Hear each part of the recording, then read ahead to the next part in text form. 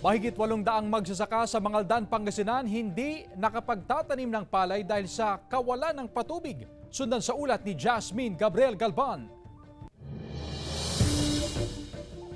Mahigit 800 magsasaka sa Mangaldan, Pangasinan ang hindi nagtanim ng palay ngayong cropping season. Hindi kasi naabot ng tubig mula sa mga irrigation canal ang kanilang mga palayan. Rain-fed, umaasa lang sila sa buhos ng ulan.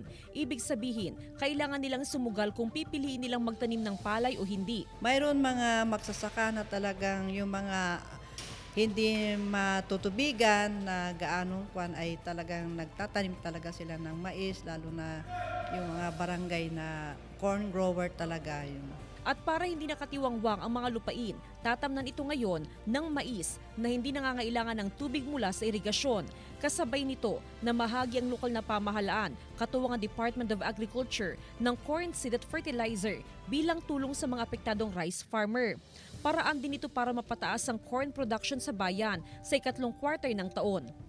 Yung intervention natin sa mga corn farmer na corn seeds at saka package ng abono ay maagang na-distribute natin. Malaking tulong para sa mga magsasaka ang tulong mula sa DA. Makababawas kasi sa kanilang gastusin ang libreng corn seed at fertilizer.